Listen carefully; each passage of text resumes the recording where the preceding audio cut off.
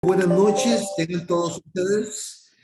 Un gusto tenerlos de nuevo en este programa de Vestigium, marca registrada a nombre de Oficium Legal. Consiste en un programa específicamente diseñado para atender ciertas necesidades de grupos empresariales, tanto a nivel local como regional. Esta noche vamos a abordar algunos temas muy interesantes. Pienso que de mucho atractivo para aquellos empresarios que deseen trasladar o expandir sus operaciones comerciales, ya sea a Guatemala o a Costa Rica o viceversa. Y vamos a tocar tres aspectos fundamentales generales. Primeramente, los aspectos legales relacionados con la operación en cada uno de nuestros países, los aspectos tributarios, el segundo tema, y finalmente los incentivos fiscales. Para esos efectos nos hemos, pues, hemos invitado, hemos cursado invitación a tres expertos en las áreas concretas a las cuales nos vamos a referir. Primeramente, nos acompaña hoy don Sergio Marín. Don Sergio Marín es el socio de Oficium Legal en Guatemala.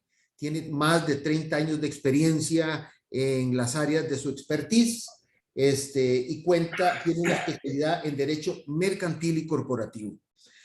También nos acompaña don Manuel Mexicanos, un jurista de gran expertise en su país, ex letrado del Tribunal Constitucional Guatemalteco durante muchos años y finalmente, no hace mucho, intendente de asuntos jurídicos de la Superintendencia de la Administración Tributaria, una persona con una experiencia vastísima.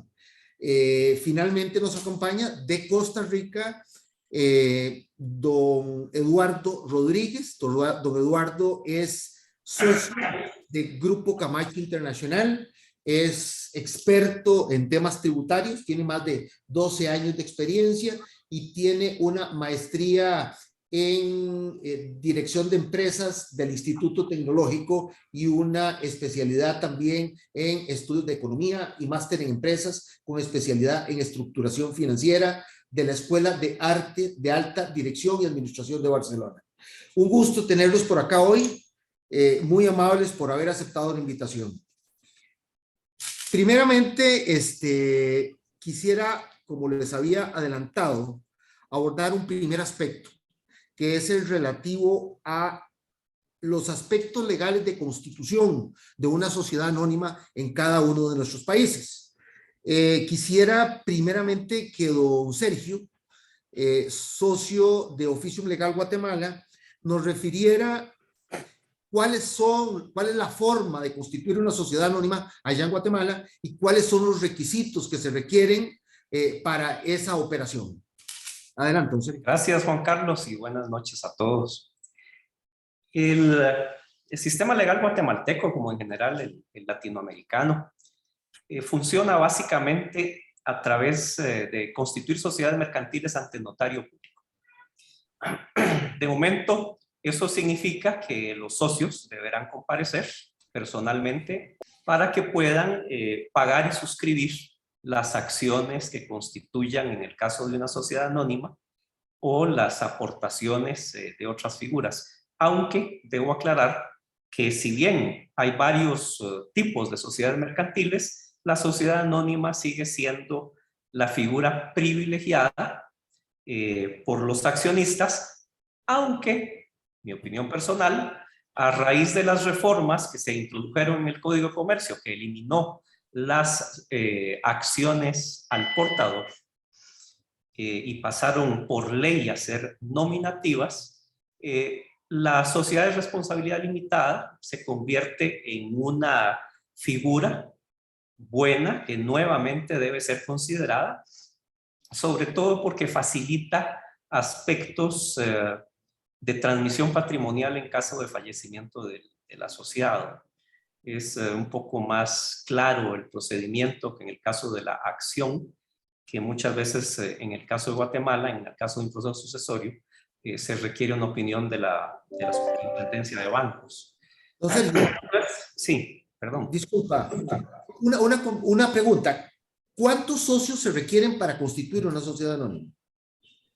Dos.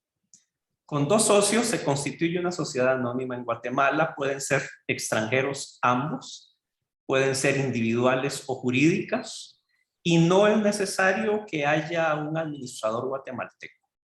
El administrador de la sociedad o el consejo de administración puede estar integrado en su totalidad por ciudadanos extranjeros. Hay una figura nueva que no requiere notario, que es la sociedad de emprendimiento. Esta es una reforma que es reciente al Código de Comercio.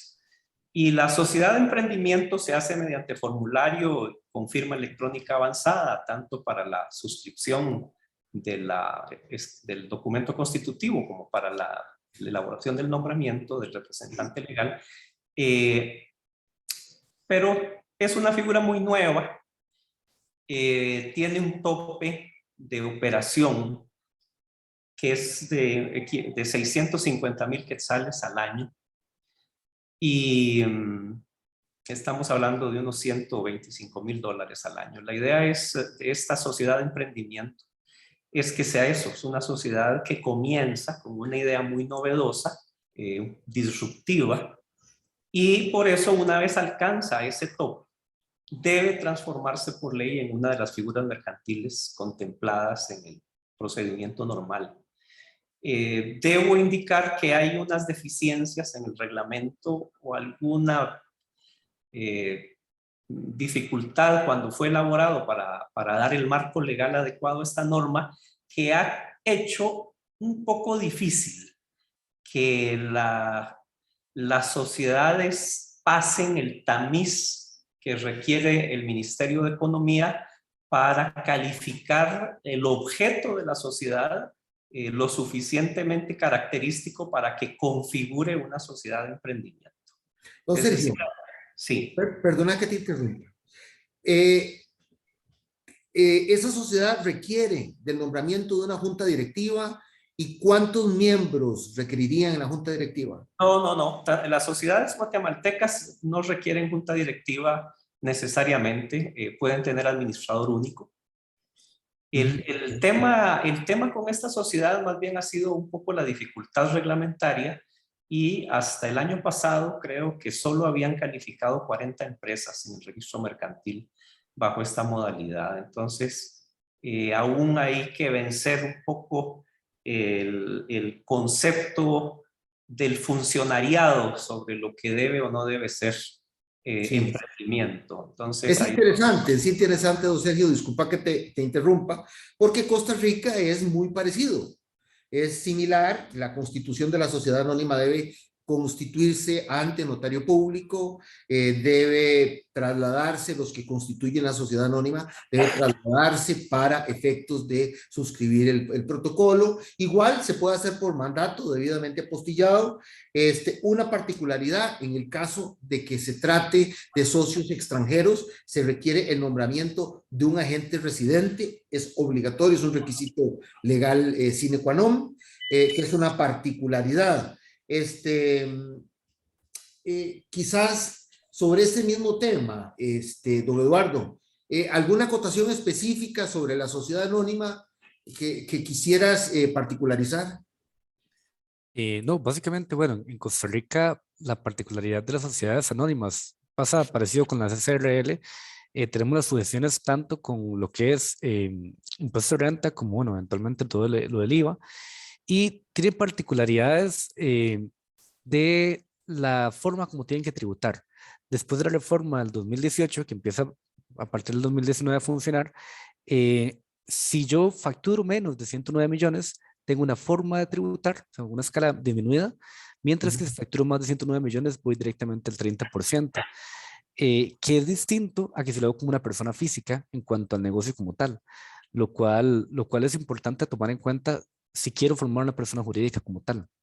Tal vez, don Eduardo, antes de pasar al tema tributario, que es un tema que vamos a abordarlo en un momento, Sí. quisiera antes una necesidad que tiene toda persona que constituye su empresa, sea en Guatemala o en Costa Rica, es aperturar la cuenta bancaria ante cualquier entidad bancaria del país. Pregunta, en el caso de Guatemala, Sergio, ¿es fácil accesar a la apertura de una cuenta bancaria? Es complejo. ¿Cuáles son los requerimientos que las entidades bancarias exigen en ese sentido para poderlo realizar? Esto debido a la política de conozca a su cliente, que es una política universal que se exige ese requerimiento para saber de dónde provienen los recursos. ¿Don Sergio? ¿Conmigo? Sí, señor. Ok. Bueno, voy a atender esto, pero hay un tema que también en la Constitución de Sociedades en Guatemala vale la pena tratar, y es otra figura que es la sucursal de una sociedad extranjera. Pero si quieres vamos a eso en un momentito. Bien, la banca en Guatemala es una banca muy privada, muy dinámica, pero tiene a veces sus problemitas con el tema de apertura de sociedades. Concretamente, a veces se le pone peros si el administrador de la sociedad es extranjero, porque tiene que acreditar una factura de servicios local, y a veces algunos bancos son un poco reacios a aceptar un administrador extranjero. Generalmente el notario, cuando acredita el capital, ese capital debe estar acreditado en un banco del sistema y el notario hace constar que ha tenido a la vista el depósito con el cual se paga ese capital inicial. Y el notario entonces debe hacer una carta al banco, y a unos les gusta de una manera, a otros les gusta de otra, y le dan un plazo de 30 días para que se presente con toda la documentación del registro mercantil, patentes, inscripción definitiva, nombramiento de representante legal, inscripción tributaria, y de lo contrario cierran de oficio la cuenta y devuelven el dinero un mes después. Para evitar esto, a mí no me gusta hacer sociedades con capital pagado en efectivo y que tengan que ir a un banco a abrir la cuenta. Yo prefiero hacer una sociedad anónima con capital pagado en especie. Una silla secretarial, una mesa de sesiones, 6 sillones de sala de sesiones, pagado el capital inicial en bienes muebles, y el registro mercantil le da trámite, y cuando tenga toda su papelería, vaya a abrir su cuenta con el monto que quiera, en el banco que quiera. Es más sencillo para la banca abrir la cuenta cuando le presentan toda la documentación de una sociedad inscrita y no una carta del notario de una sociedad que se va a inscribir, que además pone a correr un poco a veces a los administradores para tener la papelería a tiempo. Claro. Entonces, la solución sencilla: pongámoslo en especie y después abra su cuenta cuando la sociedad ya está totalmente constituida. Además, hay que atender a dónde es que tiene los negocios, porque si son negocios en varios países, pues habrá que decantarse por un banco que permita una operación interregional para facilitar este tema. Ahora, ¿cuáles bancos has logrado individualizar que permiten ese trabajo regional? depende de los países en los que están operando, pero por ejemplo, Promérica, BAC, en algunos países, dependiendo cuál es el Banco Industrial de Guatemala o el Granite Townsend, también tienen bancos en distintos países como El Salvador o Panamá. Y entonces depende un poco de dónde va a estar realizando operaciones, o si hay una figura holding, en qué país la va a poner. Quisiera en ese sentido decirte que en Costa Rica es más o menos similar. La apertura de una cuenta bancaria muchas veces se convierte en un problema serio, especialmente cuando el cliente no puede acreditar de dónde provienen sus fondos. Usualmente lo más aconsejable es que los dineros lleguen acá a través o mediante transferencia internacional. Y en algunos casos, algunos bancos internacionales, particularmente algunos gringos, lo que han hecho es que emiten una carta en donde expresan directamente de dónde provienen los fondos y a qué actividades comerciales se dedica el cliente. Entonces, eso facilita mucho la comunicación entre bancos para facilitar precisamente la constitución de esas sociedades anónimas. Eso ha sido un dolor de cabeza en muchos casos, no en los menos casos, pero sí sucede. Eduardo, hablando propiamente ya de temas de carga impositiva, para después pasar con don Manuel, ¿cuáles son las cargas impositivas a las que se expone una sociedad nueva en el país de acuerdo con el régimen, con el sistema jurídico costarricense? Pero, bueno, tal vez la carga más fuerte siempre es el del impuesto sobre la renta, que en Costa Rica una acotación importante, porque esto se genera mucha confusión, como uno tiene que explicarlo para afuera de Costa Rica, es que nosotros tenemos una renta que en principio es territorial, pasa parecido que en Guatemala, pero a diferencia de Guatemala, nosotros vía jurisprudencia, inclusive la sala primera, ya ha ampliado muchísimo el criterio de territorialidad, amarrándolo al tema del uso de la infraestructura costarricense. ¿Esto qué quiere decir? Que, por ejemplo, generar lo que es una figura de trading en Costa Rica, una figura de trading en el de comercio internacional, es que yo compro producto, no le importo nunca, sino que es producto que viene y sale de una vez. Si no está en un régimen particular, va a terminar pagando renta en Costa Rica también, a pesar de que nuestra ley es de renta territorial. Entonces, eso es una particularidad. Además de eso, hoy en día tenemos lo que se llama una renta global dual, en el entendido de que tenemos una renta por utilidades y una renta de capitales, que son básicamente tres cédulas, que es el de ganancias de capital, renta de capital inmobiliario, que se integran cuando son renta cuando vienen afectos a la actividad lucrativa. Una parte, perdón, importantísima a tocar, porque ahora está tocando don Sergio, que hay que tener mucho cuidado a la hora de hacer sociedades, es la parte del aporte del capital, porque tiende a pasar que muchas veces en Costa Rica el aporte del capital se toma muy a la ligera y después los contadores se la tienen que jugar a ver cómo hace el registro del patrimonio, ¿verdad? Porque básicamente recordemos que siempre el lado derecho de la ecuación contable, ¿verdad? Tenemos los activos y el otro lado tenemos que decir cómo los financiamos. Cuando tenemos aportes de capital extraordinarios, si no llevamos nuestros libros legales con mucho cuidado, la administración tributaria ha sido muy agresiva en llegar y decir, bueno, si usted no me puede comprobar cómo entró ese dinero aquí y si tributó o no, entonces te lo clasifico como un aumento injustificado de capital al 30%, que es una presunción, no lleva sanción, para ser una presunción. Habrá discusiones con Hacienda a veces sobre eso, pero y es un tema que hay que tener mucho cuidado porque a veces se nos va un poquito por encima, por la fuerza de la costumbre. Perdón, Eduardo, hace un rato hablaste y fijaste un monto. Y dijiste que el monto, digamos, la línea divisoria de lo que se tiene, que determina cuánto se tiene que pagar en impuestos, es de 109.337.000 colones. Explicámonos cómo funciona por debajo de ese monto y cómo funciona por encima de ese monto.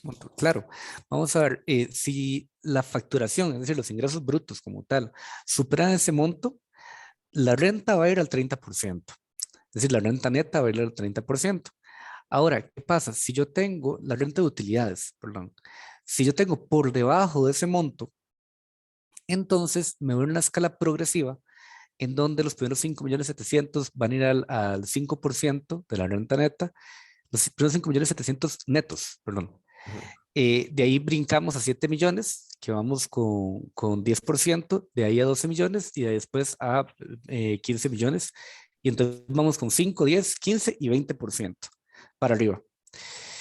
Además, tiene la ventaja de que si la sociedad se inscribiese como pyme, el primer año no paga impuesto, el segundo año tiene una reducción del 50% del impuesto que tenga que pagar y el tercer año del 25%, lo cual es bastante ventajoso. Otro tema importante aquí es la otra tarifa que tenemos nosotros, que es la renta de capital, ¿verdad? Que es por las ganancias de capital, tenemos una tarifa del 15% de la diferencia entre el valor de adquisición traído, valor presente, y el valor de venta. Y hoy en del 15% con una deducción automática del 15%, lo que nos deja un 12.75 en las rentas de capital inmobiliario y un 15% en las rentas de capital mobiliario. Perdona, Eduardo, nada más para hacernos una idea y para que las personas que nos escuchan tengan también una idea. Cuando estamos hablando de 109.337.000 colones, más o menos eso equivale a ingresos de $171,000. O sea, es importante trasladar esto a dólares para saber cuándo estamos por encima o por debajo de ese, si llegamos al 30% o si entramos en la escala de 5, 10, 15 y 20%. Don Manuel, ¿cómo funciona el sistema impositivo en Guatemala? ¿Cómo se grava los impuestos en ese sentido? Claro, muy buenas noches a todos. Siempre es un gusto saludarlos. ¿Qué pasa en Guatemala y de dónde se origina el régimen impositivo? Desde luego viene desde la Constitución, de acuerdo con los principios de legalidad, equidad y justicia tributaria y capacidad contributiva. Cuando una persona inicia operaciones, tiene que inscribirse sustancialmente en dos regímenes concretos. En el régimen del impuesto sobre la renta, que puede ser el régimen sobre actividades lucrativas, o el régimen optativo, que le llaman, de pago del impuesto sobre la renta, y en el caso del impuesto al valor agregado, en el régimen general del impuesto al valor agregado, o bien en el caso de las pymes, puede ser en el régimen de pequeño contribuyente. ¿Cuál es la diferencia entre ambos? En el régimen general yo voy a tributar de impuesto al valor agregado el 12%. En tanto que en el régimen de pequeño contribuyente, yo lo que tributo es el 5%. Con la ley de actualización tributaria, con la ley de simplificación, actualización tributaria, decreto 7-2019, se crea también el régimen agropecuario. El régimen agropecuario que también traslada el impuesto del 5%. En cuanto al impuesto sobre la renta, en cuanto a los dos regímenes, el régimen general es del 25%, que desde luego permite deducciones. Es el único régimen que permite deducciones, en tanto que el régimen optativo, que va del 5 al 7%, no permite esa deducción, sino es un tipo impositivo que grava cabalmente sobre ingresos brutos. Esas serían las posibilidades que habría que analizar al momento de iniciar una operación realmente en Guatemala, que es la inscripción en esos regímenes.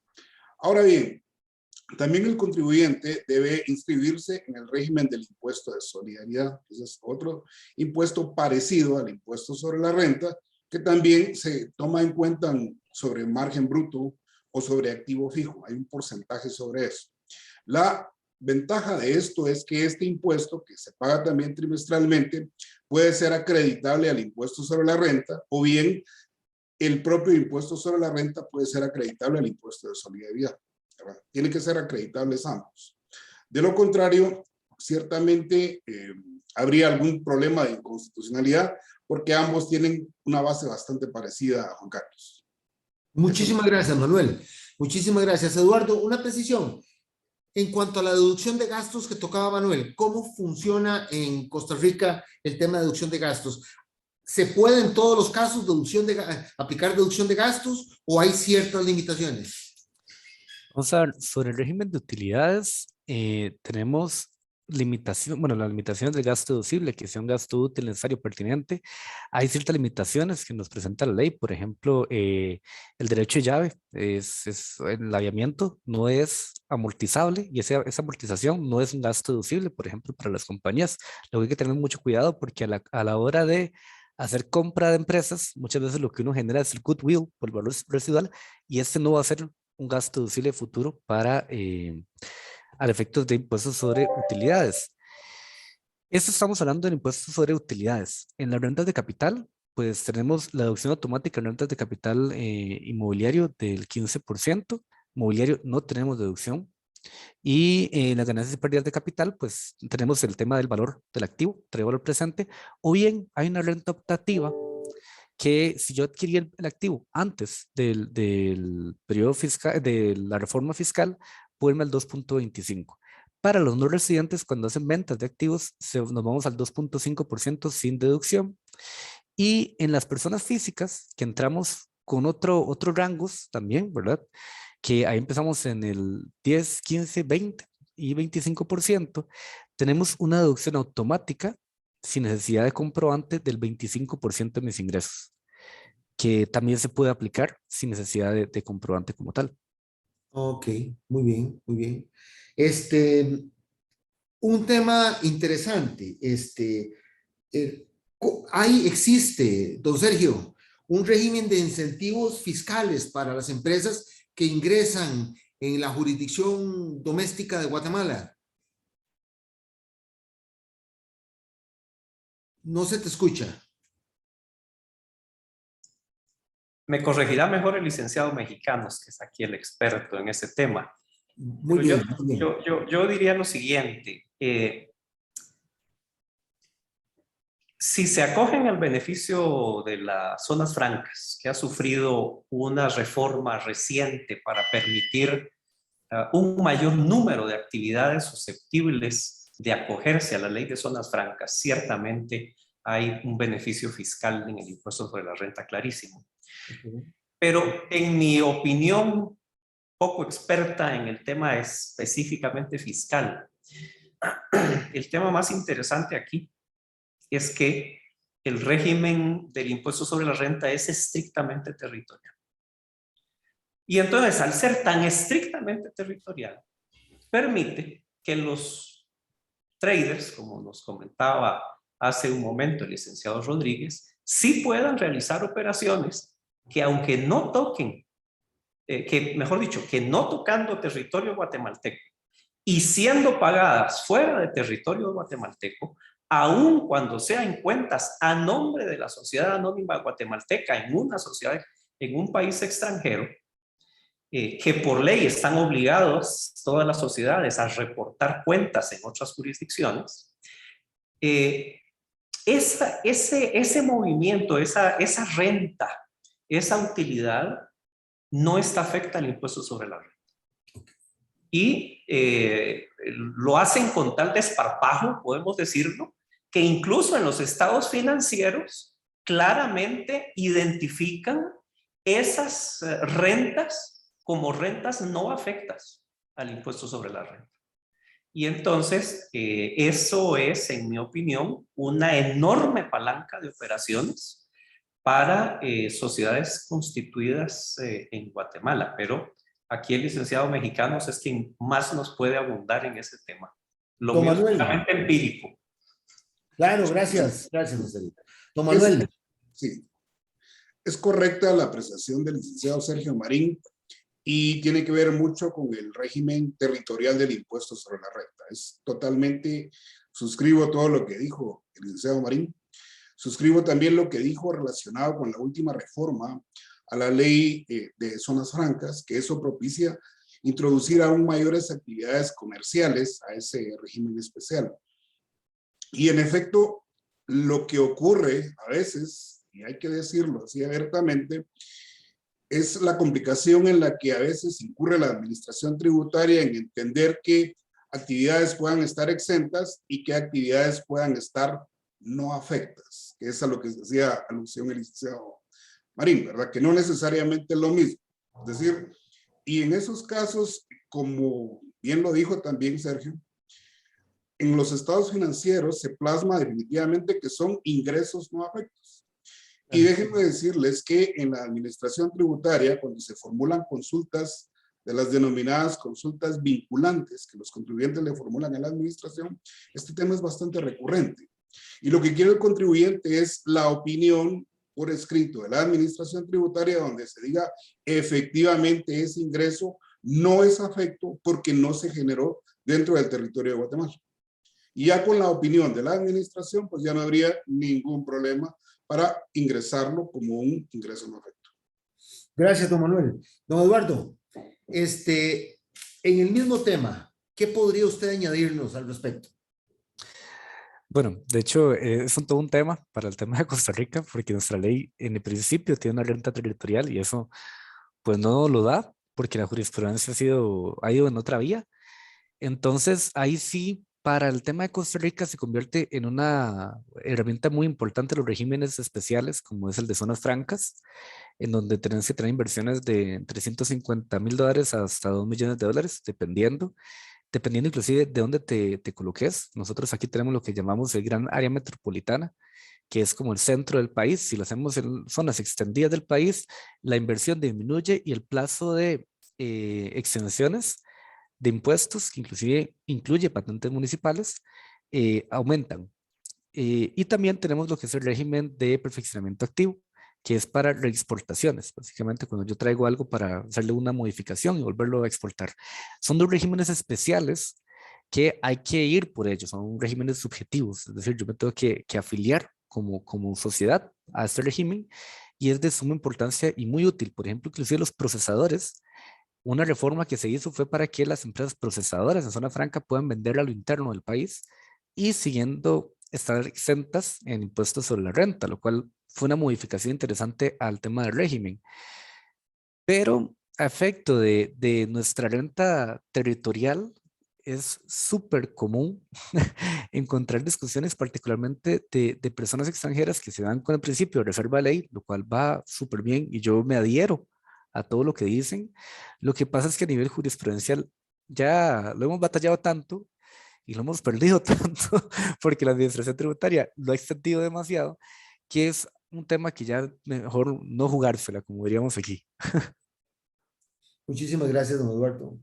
Muchísimas gracias. Es interesante porque Eduardo toca de rebote un aspecto que es eminentemente jurídico, que es el tema de la justicia tributaria. Es decir, ¿hasta dónde podemos nosotros someter las decisiones de la administración tributaria a la decisión a las decisiones judiciales, ya sea vía proceso contencioso administrativo o en su defecto cuestionar en sede constitucional algunos aspectos de la administración tributaria? Don Sergio, aquí entramos en el ámbito eminentemente jurídico. ¿Cómo se litiga, cómo se cuestiona a nivel judicial las decisiones de la administración tributaria? ¿Existen posibilidades de ordenar medidas cautelares en contra de decisiones de la administración tributaria o del todo en el régimen guatemalteco no existe esa posibilidad? En fin, explíquenos cómo opera esto. Ahí nuevamente nos va a ilustrar mejor el licenciado Mexicanos. A grandes rasgos, sí tenemos una fase administrativa en la que la administración tributaria convoca al contribuyente por reparos que hayan sido detectados en auditorías de gabinete o de campo, con su periodo de prueba, su derecho de defensa, que puede culminar en un proceso ya contencioso administrativo. Sin embargo, también es cierto que la administración tributaria se ha topado con la dificultad en el tiempo de que avancen los procesos, porque aunque pueden ser bastante ágiles en el área administrativa, una vez entran al tema de lo contencioso, se pueden convertir en procesos muy prolongados en el tiempo, ¿verdad? Eso perjudica al administrado y también a la administración. Así es que cada vez con un poco más de rigor han estado haciendo uso de mecanismos ya de acciones penales, debido a que en lugar de discutir el tema en el área administrativa, prefieren inclinarse por la tipificación de un delito tributario y entonces han habido ahí sí algunas medidas cautelares que provoca más bien la administración contra el administrado, como puede ser incluso la intervención, y eso muchas veces doblega fácilmente el brazo al administrado, que prefiere evitar esas discusiones en esos términos y hacer un pago, ¿verdad? También es cierto que la administración tiene otras herramientas a su disposición, como es la clausura temporal de los negocios, Entonces, son herramientas muy poderosas a las que está acudiendo la administración, y tengo que reconocer que es una de las instituciones más profesionales. Yo no dudo en que es de las más profesionales que hay en el país, que han mejorado mucho todos sus sistemas de control y de cruce de información para determinar la veracidad de lo que indica el contribuyente en sus declaraciones, y eso hace que acudan con mucha mejor munición a las acciones judiciales, porque el background que tienen es muchas veces incuestionable, pero será el licenciado Mexicanos, que seguramente lo ha vivido desde su propia área, quien nos podrá contar mejor sobre esto. Don Manuel, muchas gracias. Cuéntenos, ¿se puede someter una decisión de la administración tributaria a que un juez determine la legalidad de esa administración, la legalidad de esa decisión? ¿Existen medidas cautelares en Guatemala para suspender el cobro de un tributo en sede administrativa? Es decir, que intervenga el juez suspendiendo esa resolución, o del todo esos mecanismos a nivel jurisdiccional no existen. Sí, es correcto, y nuevamente lo que decía el licenciado Sergio Marín. Existe para cuestionar todo tipo de decisiones, sobre todo en obligaciones tributarias, determinación de tributos, multas, intereses, al acudir al proceso contencioso administrativo, que de hecho es un plazo menor al contemplado en la administración pública en general. En el caso de la administración pública en general son 3 meses, aquí es menos, aquí son 30 días, y el único problema o la única falencia que sí hay es que fuera del plazo que sí lo contempla el Código Tributario, la regla general se sigue bajo la ley de lo contencioso administrativo. Y esta ley, la única medida cautelar que contempla a favor del contribuyente es que si el propio tribunal de lo contencioso así lo tuviera a bien o así lo decide, podría ordenar la suspensión provisional del acto administrativo cuestionado. Eso casi nunca ocurre. Por decirles algo, habrá ocurrido tal vez una vez en 100 casos o en 1000 casos, me atrevería yo a pensar. Eso nunca va a pasar, y es correcto lo que dice el licenciado Sergio Marín cuando entiende que cuando se acude a la vía contencioso administrativa, un proceso puede durar hasta 5 años, 8 años. Después de eso, dependiendo del resultado, se puede acudir a la instancia de casación. Y después de eso, el tema podría llegar a sede constitucional por medio de la acción constitucional de amparo. En todo esto, y en términos bastante optimistas, un tema de estos podría llevarle a la administración, al contribuyente, un promedio entre 5 a 10 años para que se eluciden estos asuntos. Y en ese tiempo, a menos que se otorgara esa suspensión, que ya sería algo así milagrosa, por decirlo de alguna manera, corren intereses, se mantiene la multa, y muchas veces el problema es que los intereses sobrepasan la propia multa, y eso que la multa es el 100% del impuesto emitido. Entonces se vuelve muy gravoso, y finalmente el contribuyente tiene que o pagar en el camino o bien arriesgarse a que eventualmente, finalizado el tema, pudiera estar quebrada la empresa solo por... Claro. Muchísimas gracias, don Manuel. Aquí en Costa Rica sucede, tiene paralelismos con lo que sucede en Guatemala. Sí existe una justicia vigorosa y una tutela cautelar vigorosa, que si se cumplen los presupuestos de la ley, que no es el momento de explicarlos acá, pues es posible que un juez ordene una medida cautelar y suspenda la ejecución de un acto administrativo.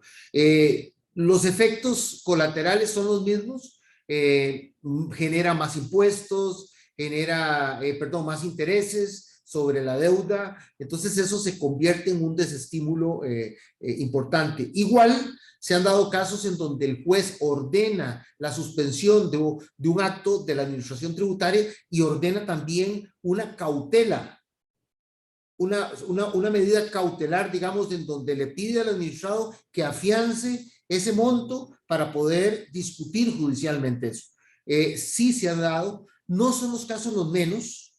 Pienso que de un estudio que hice recientemente, justamente atendiendo un asunto que conjuntamente llevábamos con Grupo Camacho Internacional, se hizo un análisis detenido de la jurisprudencia acá y sí existen un porcentaje alto, 60-70% que acogen medidas cautelares, pero tiene esos inconvenientes, no deja de ser inconvenientes. Y desde luego, también está en la otra vía judicial también, que es recurrir al Tribunal Constitucional a cuestionar la legalidad de algunas normas cuando el problema, la falta de razonabilidad o proporcionalidad está en la ley y no en el acto administrativo.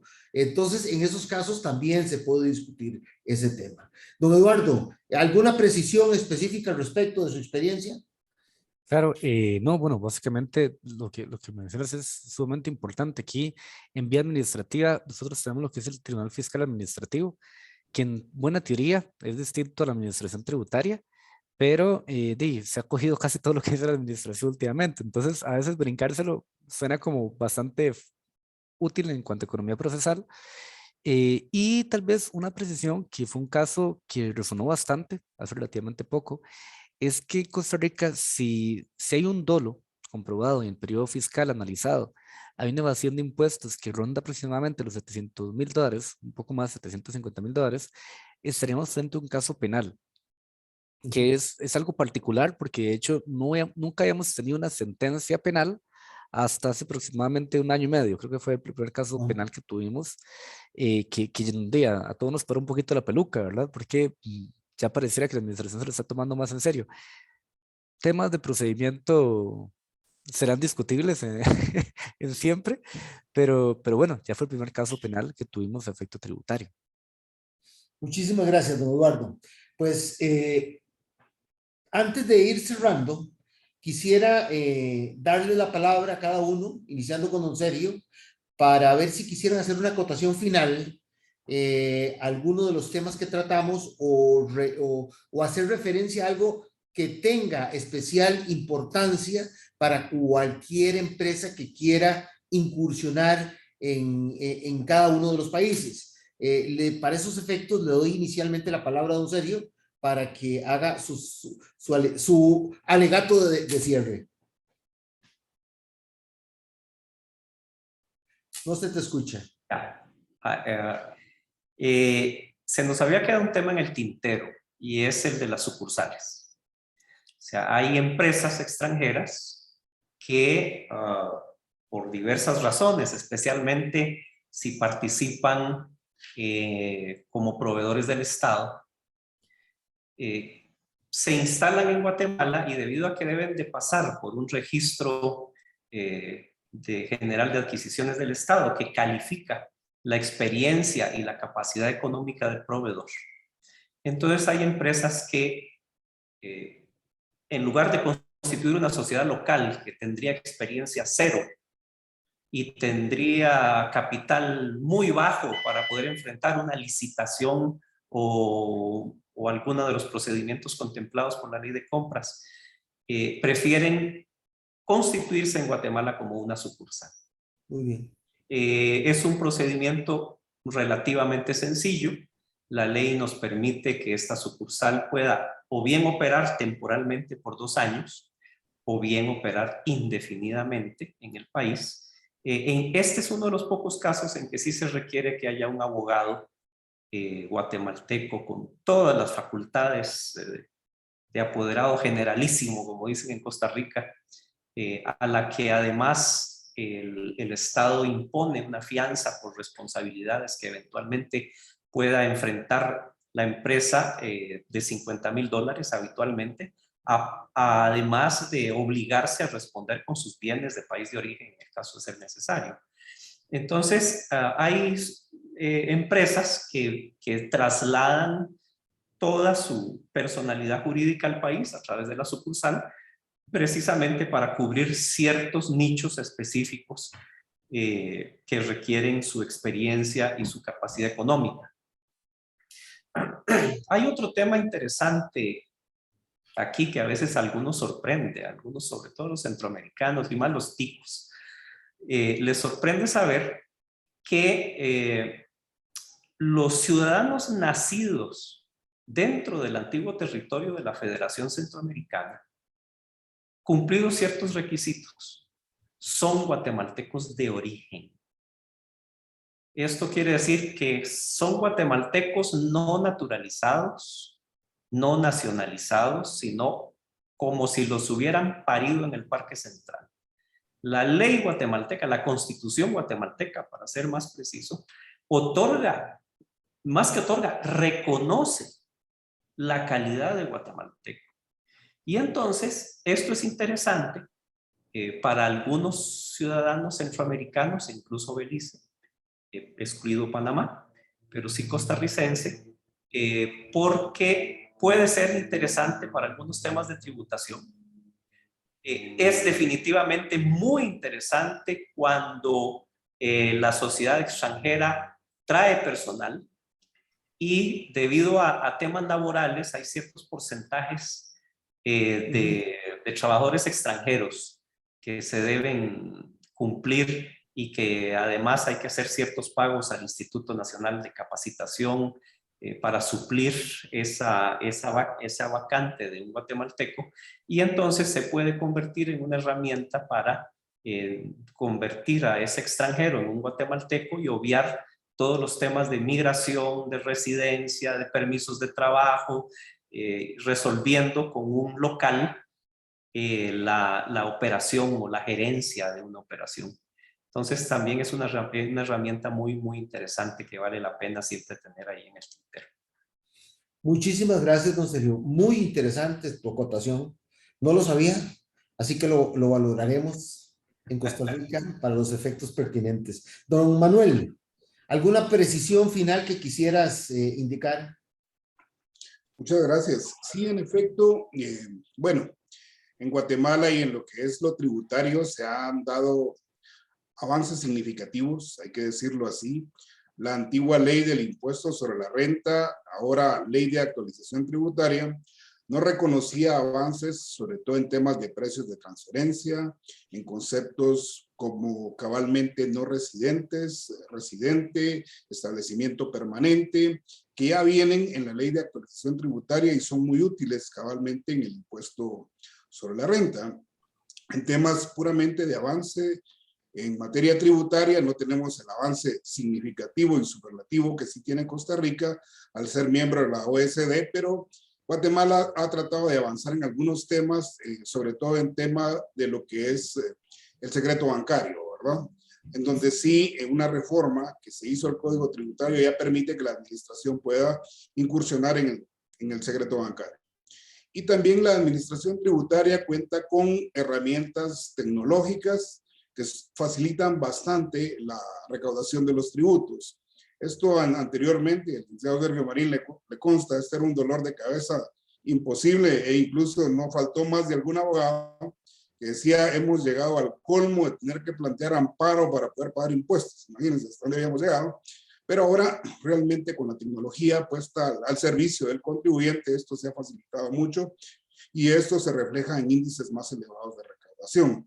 Facilitación es el tema pendiente un poco en Guatemala. Hay algunos avances. El registro mercantil pues está ahora un poco más avanzado en tecnología. Permite el uso de herramientas informáticas en inscripción de sociedades, en inscripción de nombramientos, pero el problema es que la máquina puede ser muy eficiente, pero si a veces la cabeza de quien la opera no lo es y no se salen de ese cuadrito que a veces se meten, ahí es donde podría estar el problema, que desde luego es un problema latente, pero es un problema superable.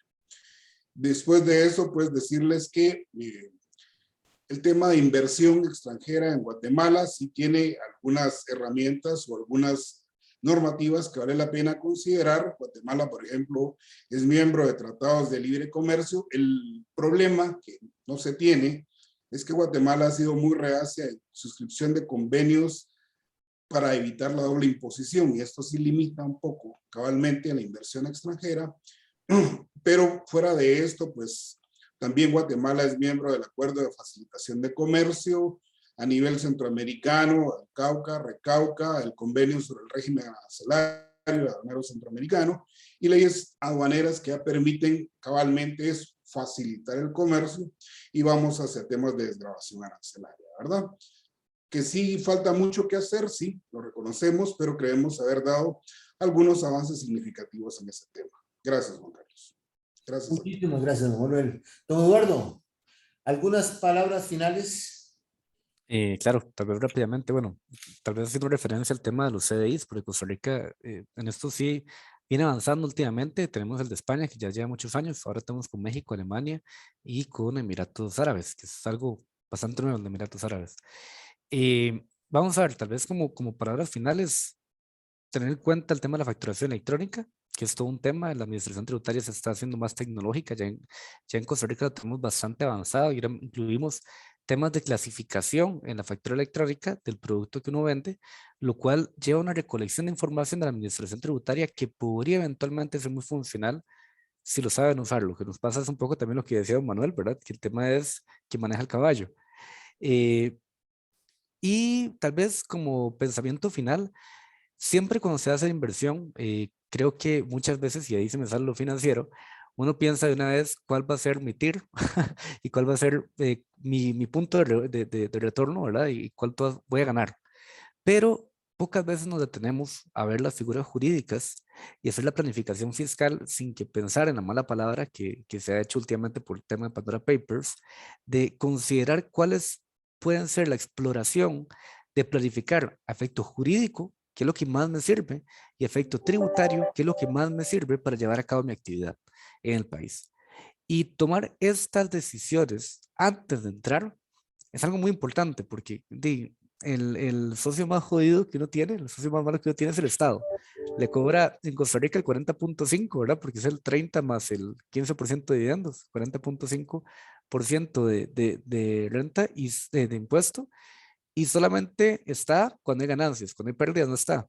Entonces, es muy mal negocio, y si no lo planificamos bien, puede salirnos el tiro por la culata. Entonces, creo que esa es una parte muy importante de tomar en cuenta cuando se hace una inversión. Muchísimas gracias, don Eduardo. Bueno, Juan Carlos, sí, perdona. adelante, don Sergio, adelante. Sí, es que don Eduardo acaba de mencionar algo que sería bueno también Claro. poner en la mesa, y es ese tema de repatriación de utilidades. Importante para cualquier inversor. Y en el caso de Guatemala, las utilidades, si mal no me equivoco, me podrá corregir el licenciado Mexicanos, creo que están afectas a un 5%. Me corregirá si estoy equivocado, pero no deja de ser también un punto a considerar que los socios extranjeros repatrian a su nación pagando un monto relativamente bajo en temas de fiscalidad. Muchísimas gracias, don Sergio. Bueno, como les dije al inicio, casi nos tomó la hora de tiempo.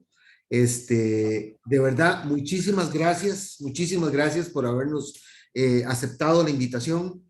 Esperamos que pronto nos volvamos a ver para abordar temas específicos que le puedan interesar a nuestros clientes y a potenciales empresarios de la región. Muchas gracias a todos los que nos están escuchando. Esperemos que en una próxima sesión podamos de nuevo retomar algunos temas de interés. Buenas noches a todos. Buenas noches, muchas gracias.